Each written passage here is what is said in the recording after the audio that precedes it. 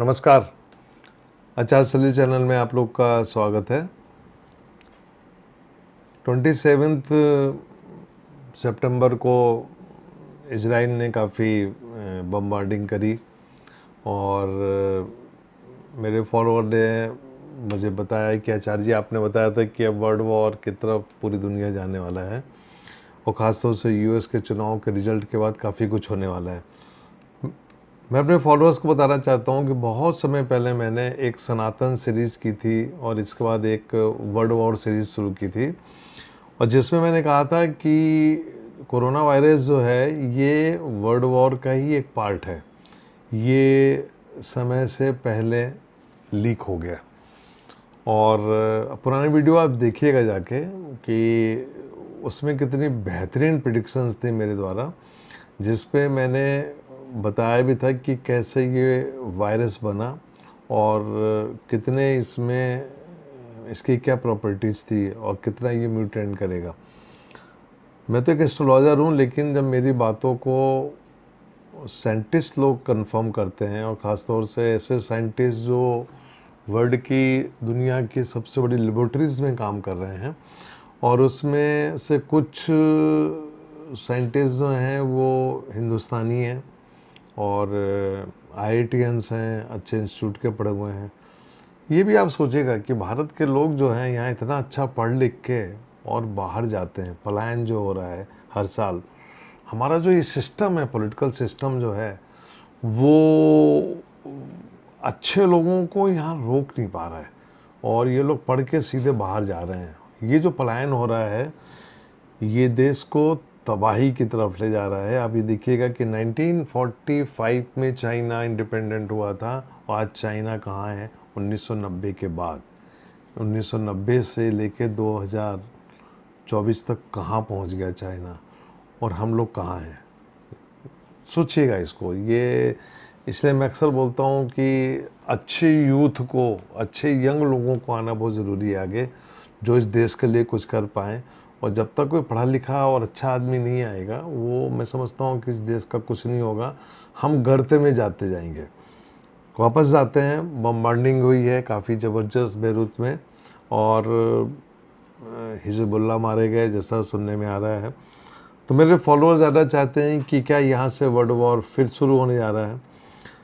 देखिए, पिछले 4 सालों से पूरी जो दुनिया का जो माहौल है वो वॉर की स्थिति में। ऐसा नहीं है कि वॉर ये कोई पहली बार हो रहा है। First world war, second world war जो हुए हैं ये लंबे चले हैं, सालों चले हैं। और यदि हम पीछे जाएं तो पता नहीं कितने युद्ध हुए हैं। महाभारत का युद्ध था, कलिंगा का युद्ध था, अमेरिका ने कितने युद्ध किए। या जो पॉलिटिकल सिस्टम होता है ना, फोर्सफुली करना पड़ता है। यदि आप मान लीजिए आज चाइना जो है उसको अपनी बाउंड्री को बढ़ाना है तो वो दादागिरी से कुछ भी कर सकता है, कहीं पे भी अटैक कर सकता है। लेकिन चाइना से हमको सीखना पड़ेगा कि साइलेंटली कहाँ से कहाँ पहुँच गए ये चीनी लोग। तो जो वॉर हुआ, अब आपको एस्ट्रोलॉजिकली बता रहे हैं कि जो बम्बार्डिंग हुई वो हुई थी कुंभ लग्न में और लग्न का स्वामी वक्री है, शनि वक्री है। ये मैं कुंडली बता रहा हूँ बेरूत की। तो कुंभ लग्न और लग्न का स्वामी वक्री है और शनि यहाँ पे वक्री है अपने नक्षत्र में, पावरफुल शनि है। जब भी कोई बम्बार्डिंग होती है, जब भी कोई लड़ाई होती है तो उसमें मंगल को देखा जाता है और छठा 8वां घर। और यदि मिसाइल्स दागी जा रही हैं तो फिर आप ये मान के चलिए 8th और 12th लॉर्ड, 3rd लॉर्ड, ये सब कॉम्बिनेशंस होते हैं। जैसे हम पर्सनल किसी व्यक्ति की कुंडली में देख के पैरामीटर्स को चेक करके उसको प्रेडिक्शन देते हैं, वैसे हम देश की कुंडली देखते हैं मुंडन एस्ट्रोलॉजी में और ये भविष्यवाणी करते हैं। मैं बहुत जल्दी कुछ एस्ट्रोलॉजी एक फ्री सीरीज़ शुरू करूँगा जिसमें लोगों को मैं एस्ट्रोलॉजी की बेसिक चीज़ बताऊँगा। मतलब लोगों से जुड़ने का काम करेंगे। अपन कोशिश करेंगे हफ्ते में 2 दिन कनेक्ट हों और आपके जो सवाल आएंगे मेल में आएंगे तो उनको बताएंगे और डिस्कस करेंगे। खैर, तो जो पैरामीटर्स थी, दशा जो थी शनि की महादशा में राहु का अंतर में ये काम हुआ। राहु मैंने पहले ही बोला, राहु बड़ा मिस्टीरियस प्लेनेट है, और जब बम गिरता है, बम गिरने के बाद जब धुआं उठता है तो ये धुआं राहु होता है। अब ये काम किया इजराइल ने, तो इजराइल की कुंडली देखना बहुत ज़रूरी है। तो इजराइल की कुंडली में राहु की महादशा चल रही है 2023 से। मैंने ऑलरेडी इजराइल की कुंडली एक दो बार डिस्कस की है, वीडियो मेरे चैनल में है। तो राहु की महादशा में राहु का अंतर चल रहा है, और शनि का जो ट्रांजिट है, इस समय शनि लग्न से छठे घर में बैठ के राहु को देख रहा है। दरअसल ये पावर की लड़ाई है, ये अपने आप को बेस्ट प्रूफ करने की लड़ाई है, ये एक धर्म और राजनीति की लड़ाई है। मैंने एक बार एक वीडियो में बोला था कि एक ही परिवार से तीन धर्म पैदा हुए, चाहे वो यहूदी हो, इस्लाम हो और ईसाई हो, एक ही परिवार के हों। हम जब एक परिवार में चार भाई होते हैं तो चारों की जो लाइन होती है सोचने की डिफरेंट होती है। जब परिवार का मुखिया जो होता है जब चला जाता है तो हम लोग चारों चार दिशाओं में जाके अपनी दुकान खोल लेते हैं। यही काम वहाँ चार लोग कर रहे हैं और यहाँ पे तीन लोगों ने किया, चाहे वो यहूदी हो, चाहे वो ईसाई हो, चाहे वो मुस्लिम हो, हैं तो एक ही परिवार के।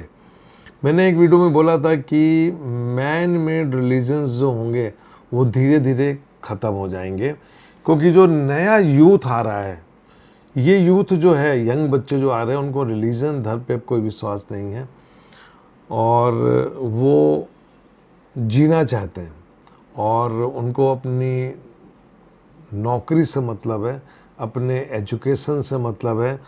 मैं आजकल के बच्चों से मिलता हूँ तो उनकी जो क्राइटेरिया होता है, उनकी जो थॉट प्रोसेस है वो डिफरेंट है, और कभी कभी उनसे बात करने में मज़ा भी आता है और नई चीज़ें जानने को मिलती हैं। तो इजराइल की महादशा मैंने आपको बताया, राहु की महादशा, और राहु 8वें घर में बैठा हुआ है। इजराइल अभी मई 2025 तक अपने आप को बहुत पावरफुल है और प्रूफ करने की कोशिश करेगा मई 2025 तक। ध्यान दीजिएगा, मैंने आपको बताया मई 2025।